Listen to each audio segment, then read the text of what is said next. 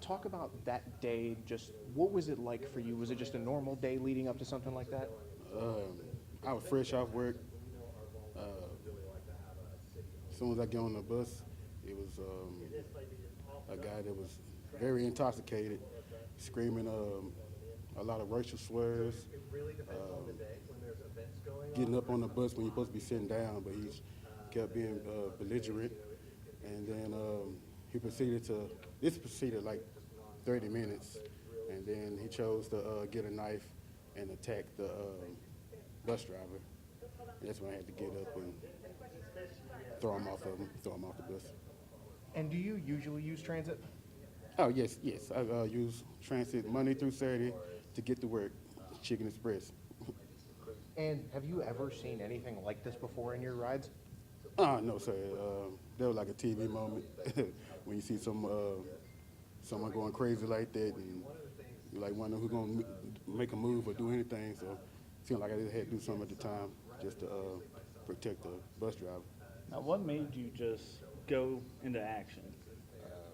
When I saw the knife close to the guy, I mean, I didn't want him to get hurt, so I had to throw him off the bus. So you keep hearing people say you threw him off the bus.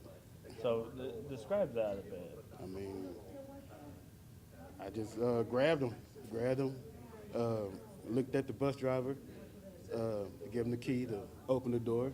We looked at the same time. As soon as he opened the door, I just threw him off the bus.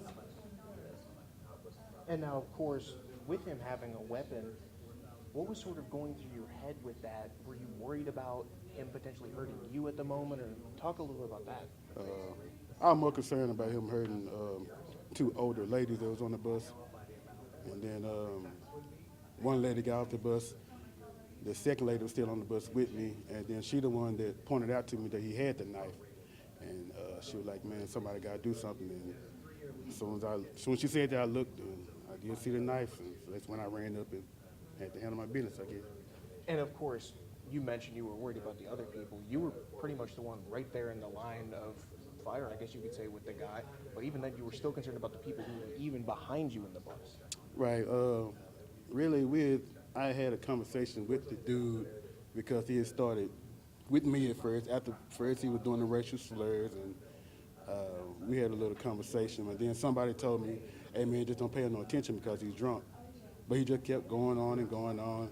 But I did say something that made, I guess some clicked on him because he ended up saying the same thing that I told him. Like, hey man, we all in here, we all the same, we all on the same bus. And he started arguing with the bus driver, and then next thing I know him say, he was like, man, we the same. We like, and I'm like, okay, I guess he got that from me.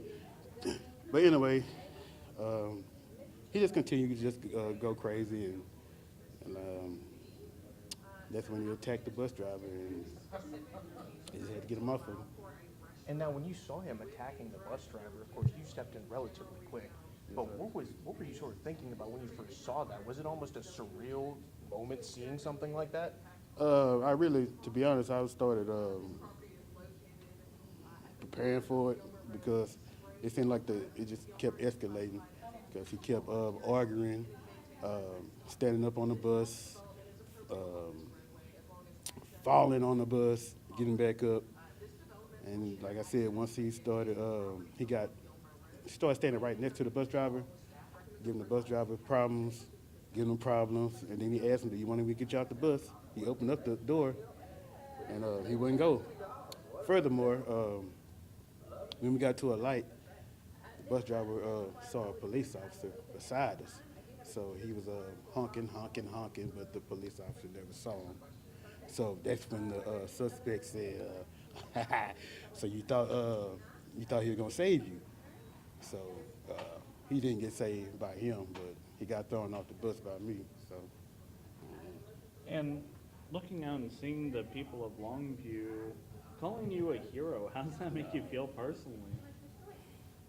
To be honest, that's the second time that word been leaked to me. I got a friend that years ago called me Corey Street, your neighborhood hero. And the bus driver, of course, the one I saved, he always called me a hero. But other than that, I mean, I don't consider myself a hero. I just tried to help somebody at the time. And now, of course, with that being something that you've never seen before, do you still plan on riding transit without any worries?